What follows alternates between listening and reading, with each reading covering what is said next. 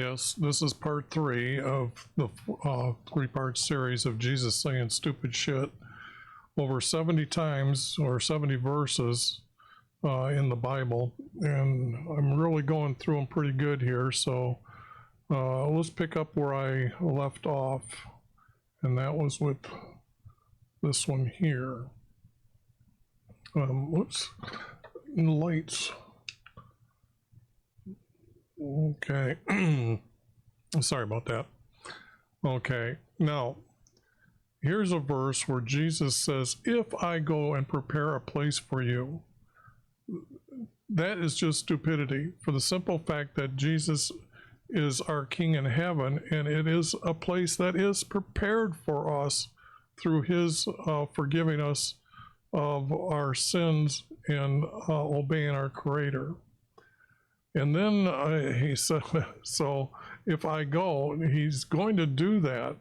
So I don't know why he is saying something like ridiculous like that.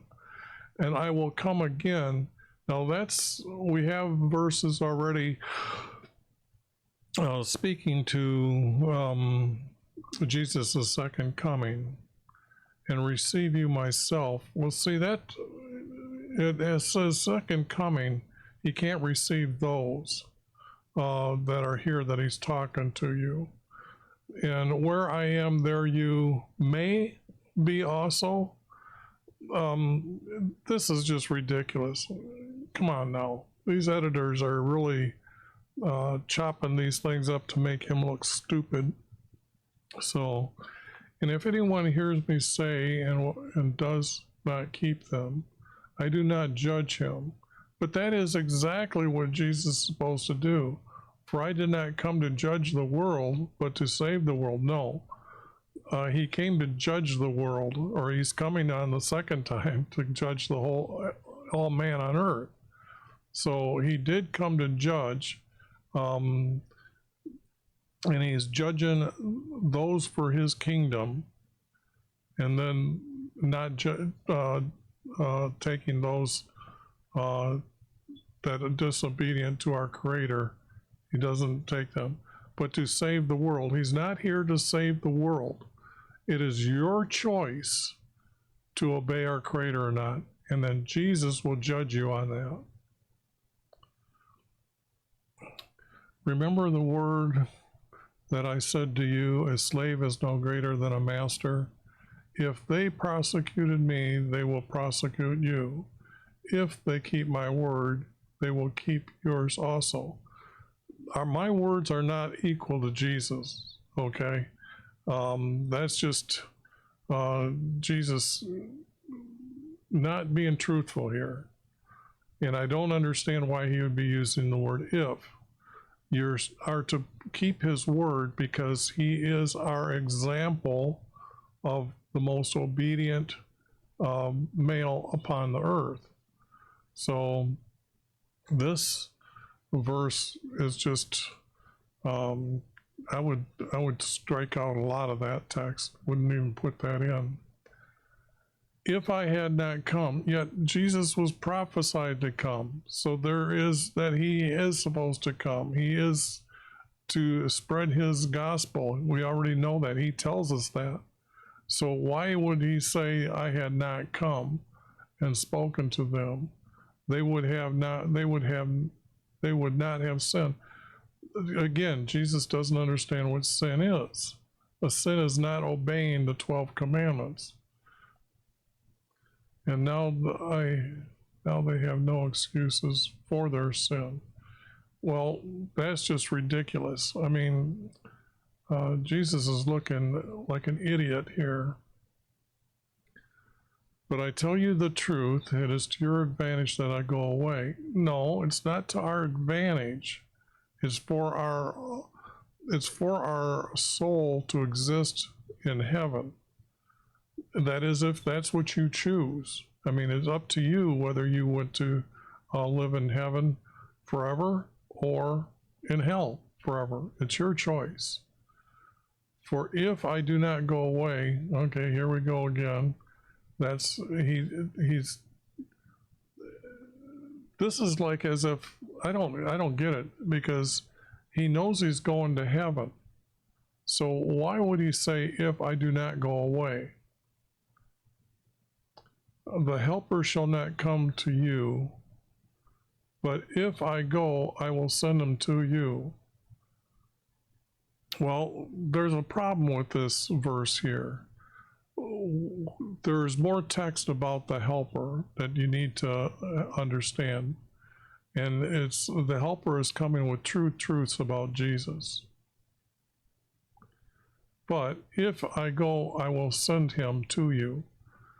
He's not sending them to those people at that time, obviously. So a lot of stuff being said here by Jesus just doesn't make any sense. It's hard to, when I put the other verses together, you'll see how I will I'll remove a lot of this text and then be able to put it together as a small group or a smaller story to describe things. But what I'm just pointing out is ridiculous sentences that you should understand that it's the editors not understanding of the story or the truth of Jesus. Okay? I say to you, a slave is not greater than his, neither is the one who is sent greater than the one who sent him.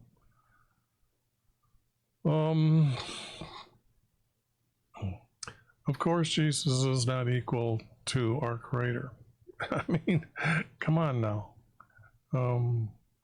And Jesus here, I sanctify myself. Jesus cannot make himself holy, okay? He cannot sanctify himself or be special for our Creator. Our Creator's already chosen him. He's chosen him as our King in heaven, that they may themselves also be sanctified in the truth. Maybe, okay, he isn't sure. He doesn't know. But sanctified, how can anybody else be even close to being called sanctified? We are just specks, and not our Creator. We can't. Man, they make him look stupid with this verse. I mean, come on. I'm really getting disappointed. Verse after verse.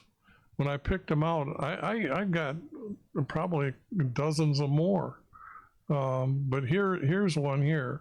For just as Jonah was 3 days and 3 nights in the belly of the sea monster, so shall the Son of Man be 3 days and 3 nights in the heart of the earth.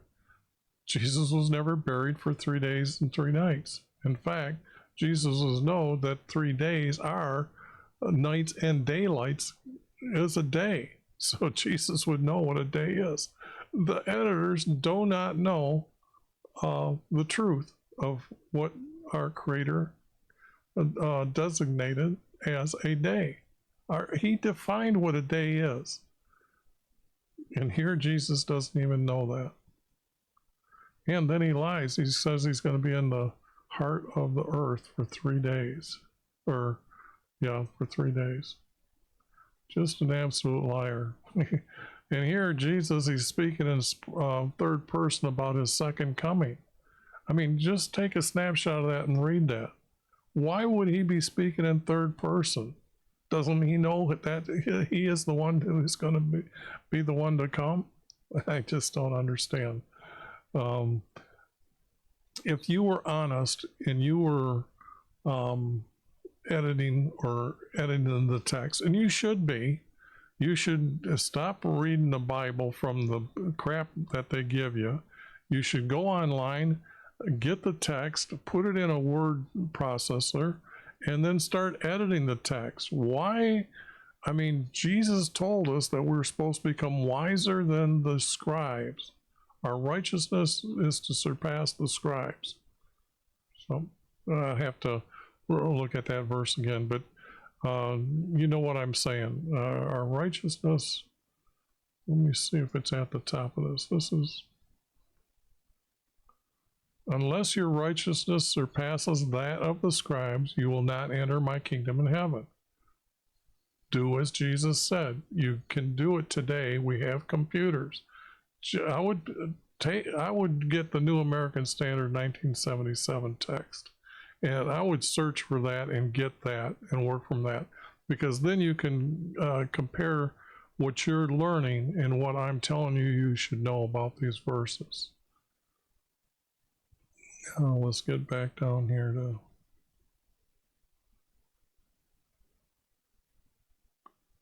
okay. Here again in this verse here, third person again. And he will rise 3 days later. He's lying. He was never buried for 3 days. He wasn't even in the tombs for 3 days. In fact, it might have not even been 12 hours before he went to heaven, then returned to earth and took his body and was in near Lake Galilee. Oh, I tell you, yeah, Jesus is telling you that this other guy will bring justice for them speedily. And will he find faith on earth? That isn't what the second coming is about, Jesus. Plain and simple. That's not what you taught us in verses above. He can't even remember what he said. If God is glorified in him,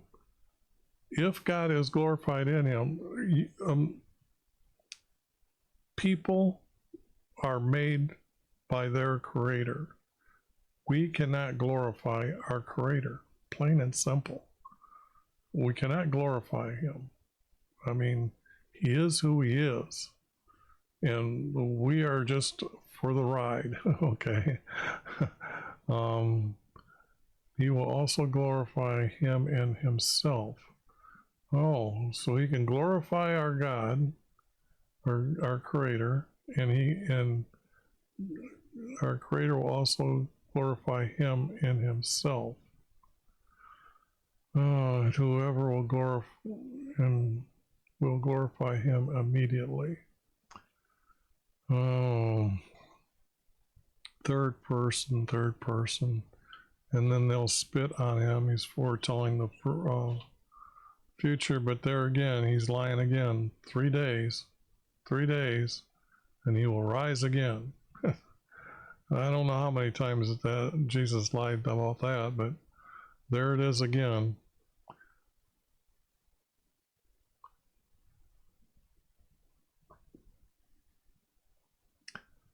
To glorify the Son, and the Son may glorify. See, Jesus doesn't even know if he's going to glorify him. He maybe not. Maybe not. No way can he do this. No way can he glorify our Creator. Let's just get on with this, as I want to get this one over with. This is ridiculous, these verses. Third person again, third person. He may. Jesus says he may give eternal life to him. Okay, here he doesn't even know what the house, our Creator's house is for. He said to them, "It is written, my house shall be called a house of prayer." It never was a house of prayer. Prayer is speaking personally, yourself, speaking to our Creator. That is what a prayer is. Asking him for stuff or things or whatever is petitioning him.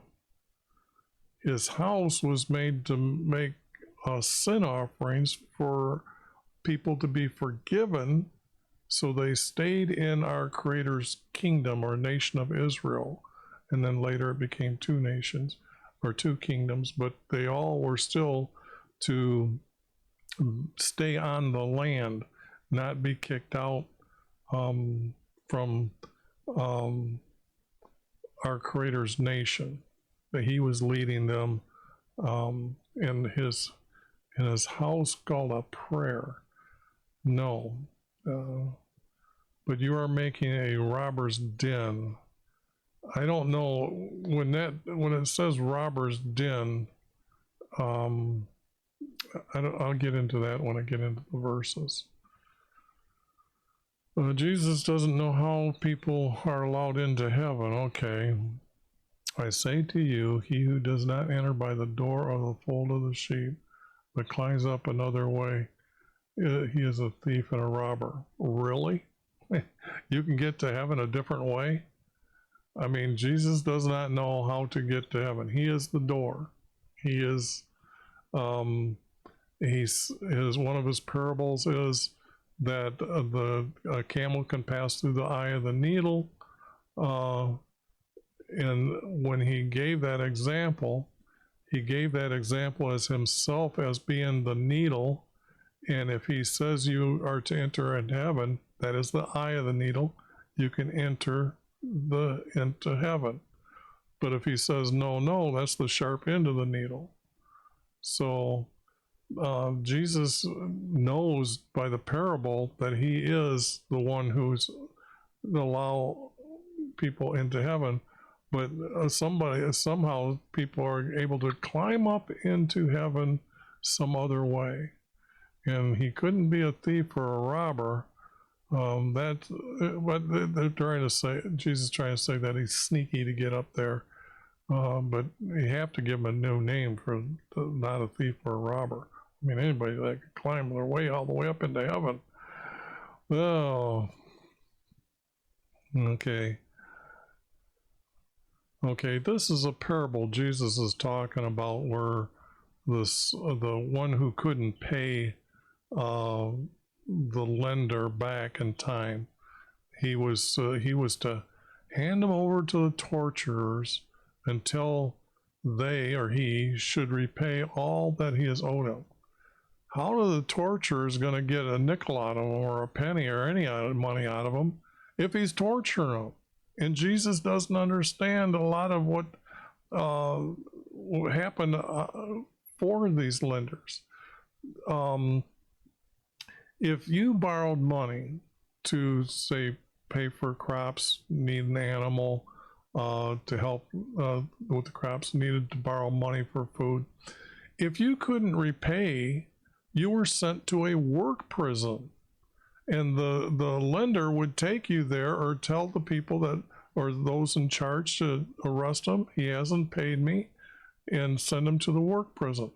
And the work prison, other people could go and say, look, I need help to do my field work or my gathering of my grain or wheat or whatever they're harvesting, and say, I need help. I'll take this person here and I will pay the lender off his debt. So I get somebody that at a price that I want to pay, and then he has to work it off, and then I'll pay the other guy.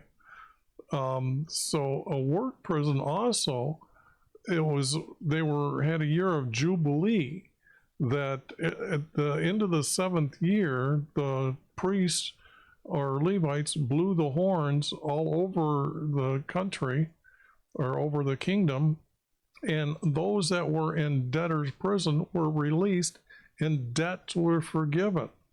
Okay, and then it started the process over again. Jesus doesn't understand the laws. I don't understand that.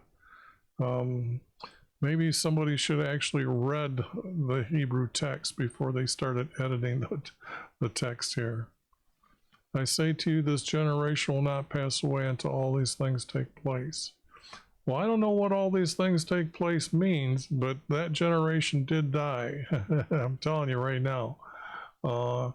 And they did die. So what generation do you know that everyone lived?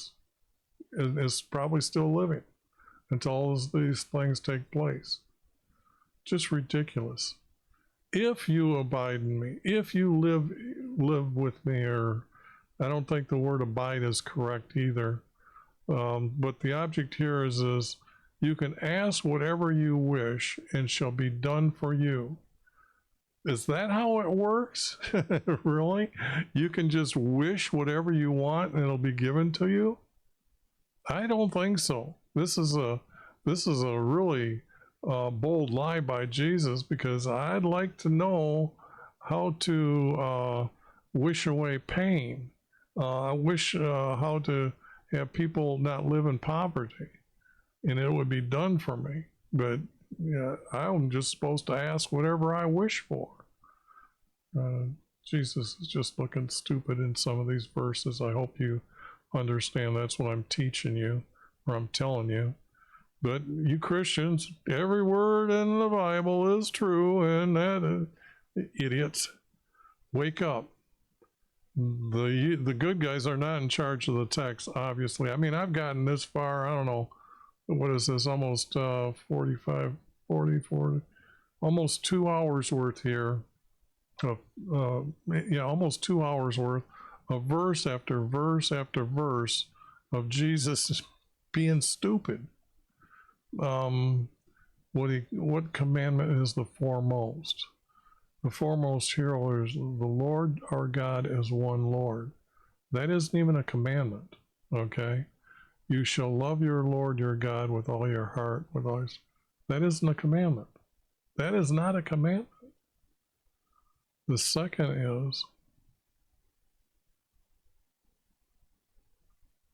is you shall love your neighbor as thyself. There is no commandment. There's no commandment like that. And there is no other commandment greater than these. Jesus doesn't even know what the commandments are. Isn't that unique? I mean, gee whiz. Just unique, he doesn't know what's going on. Okay, this is what Jesus says what heaven is going to be like. Who receives a prophet in the name of a prophet shall receive a prophet's reward. Huh? Everyone entering to heaven that's the ultimate reward. You made it to heaven. Jesus already taught that everyone is equal because you're in heaven. So whoever receives a righteous man, a righteous, and whoever receives right, there's your righteousness is your obeying our Creator, and your reward, if that's what you call entering into heaven, no, it's our Creator's promises that you will enter into heaven because you obeyed our Creator. It's not a reward, it's a promise. And he spoke to them another parable. The kingdom of heaven is like leaven, which a woman took and hid in 3 pecks of meal until it was all leavened. Really, Jesus? Is that what heaven is about? Is that really? That is one of the most ridiculous verses I can think of, Jesus telling us what his kingdom is going to be about, or what it's like. This is hit it in 3 pecks of meal. Huh? Does this make any sense? Why does it leavened or unleavened or whatever? It doesn't even matter. Our Creator, you get it? Have you got my point yet? I really hope so, because I'm going to go through the Psalms and try to show you the hidden formats inside the Psalms next. And that shouldn't take me too long, but I'm going to get to every verse in each of the 4 books. And I'm going through and showing you what I know is truth and what is garbage, just like the garbage here that I'm showing you. I mean, some of these verses, as ridiculous as they are, there are still parts that would be kept if they had adjustments to them. Others you just can't keep at all because they're out and outright lie. Example, Jesus was not buried for 3 days. There's no way you can keep those words. The text says that the next day, or the Passover day, the passing over day, when daylight arose, they went to the tombs and Jesus was not there already. Plain and simple. So there's no 3 days buried nowhere. But Well, let's get on with the next one I've got to get to. I don't know, what am I going to do next here? Let me see if I've got what I wanted to do next. Oh, it's on this list here. Oh, I got to explain what a few things. Oh, I haven't done what Jesus defines the word gospel. He defines what a Pharisee is, a Sadducee is. It's tombs and not tomb. And then, okay, I've got 3-4 more videos to go. Well, let's get on with it.